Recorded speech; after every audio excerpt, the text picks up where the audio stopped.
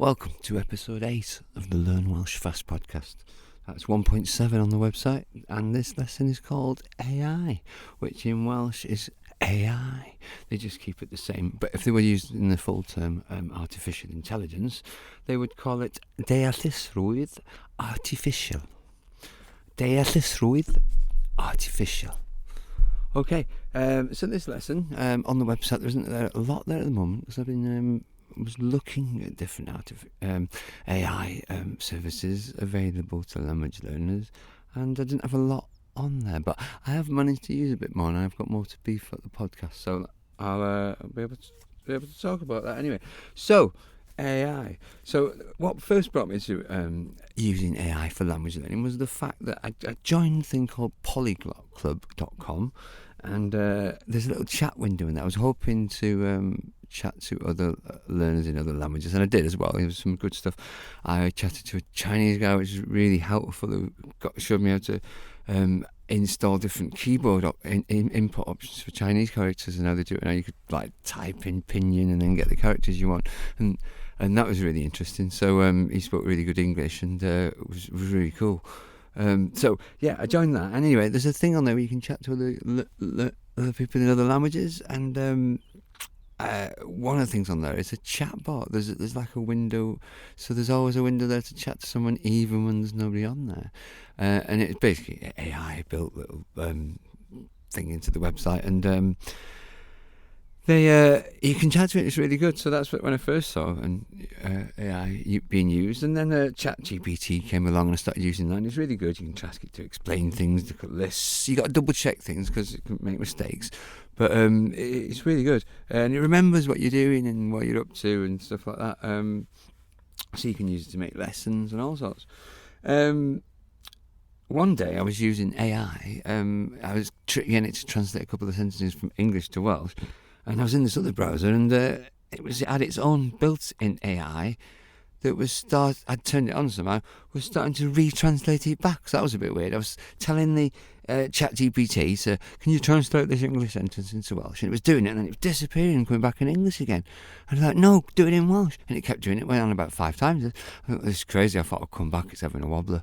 So, but it wasn't. It was the other AI was translating it for me. So I don't know how that got turned on. So I tried another browser, and it gone away. And then next time I came back, it didn't do it. So anyway, there you go. So that's artificial intelligence for you. So it can be useful. It can be annoying. There's a thing on Clozemaster, a really good app. They get you to show you a sentence with a word missing in context, and you have to fill it in what you think it is. It's multiple choice. If you don't know what a word is, you can hover over it and you get a dictionary entry. It shows the Wiktionary. They haven't coded up their own dictionary. They've just shown in a frame the Wiktionary entry or whatever. Or they've scraped it, whatever, fetched the data, or whatever. And they're using the Wiktionary, and also for explanations of things, they use like AI-generated grammar, which is really good. It's a really good, useful thing for languages. So I thought I'd mention that. So Clozemaster is really good. That's about it. What I'm going to say. Apart from what I'm going to say now, Donald Watts Davies, a guy who was born in Wales in 1924. Yes, he was from Treorci, which is in Rhondda Cynon Taf, that's the name of the constituency, the county at the moment. When he was about, it would have been called Sir Forganwg, which is Morganwg, Glamorgan. And then from about 1974 to 1996, it would have been Morganwg Ganol, which it was. Anyway, so that's a little bit about that. But just showing you there's different, people use different words.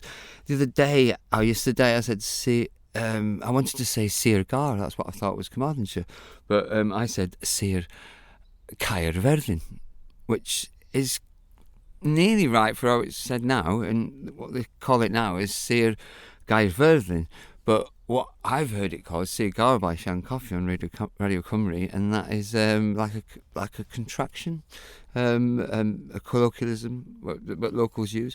And then today I've just heard one of the DJs say Caerfyrddin, but that's not right. I can't find a real use for that. That's so someone's just making a mistake there and it's carried on. But that's when does a mistake become a colloquialism? When does a colloquialism become language? You know, if people are using it, surely it is language. Isn't that what language is?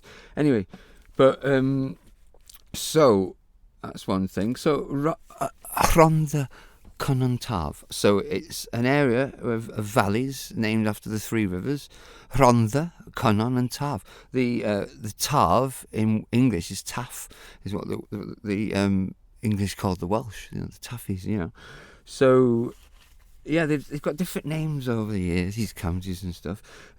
Before 1974, they used to call them the traditional or hanesyddol, siroedd hanesyddol.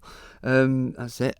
Historical counties, and from 74 to 96, they called them hen siroedd, the old counties, and now they're just called siroedd presennol. Present counties.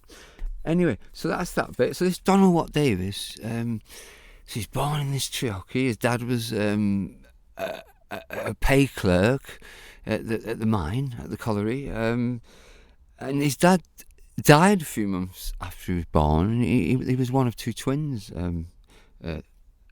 Donald, his sister was Miriam, I think, and his mother was from Portsmouth, so they went back to Portsmouth. So he was only in Wales for a few months, but he was Welsh. But this guy went on to be the sort of forefather of AI and also the forefather of computing and internet, so we know it really, because he kind of invented packet switching, which is used in computer electronics, computer telecommunications, networks for computers to talk to each other, and it's how the internet works really. It's how TCP works. So it's been contested. There was a Polish-American guy called Paul Barron, who was they kind of wrote to each other, Barron and Davies, because they commended each other's work, and Davies's team also highlighted Barron's work that he'd done it as well. But officially, Davies is, he's in all these sort of Inventors Hall of Fame and Internet Hall of Fame kind of guy. So because his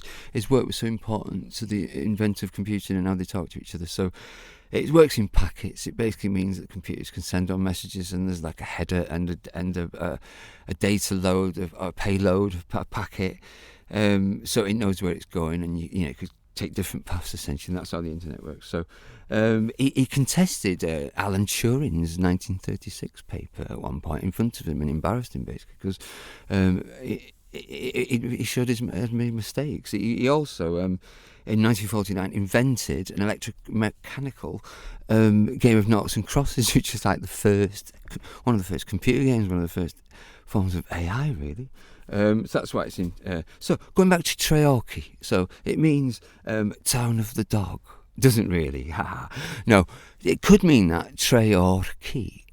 Tre means town. It does actually mean that, but Treorci would mean of the dog. But Treorci, the Orci bit, is from Gorchi, an English name of Orci, which was in the 1875. Ordnance Survey map. That's the English word for the local stream there that comes off the mountains and into the River Rhondda. So Gorchi and Tre, town of the spring there, the Nant. That's the Welsh word for spring. So there's other words I could have said. I mean, Gorchi means over you as well. Again, another joke. Gor sometimes means over or overly or to or extremely. And chi means you, yeah. But in this context, it comes from somewhere else. Anyway, there's the time. So I think I've covered everything. Yeah. I have. See you soon.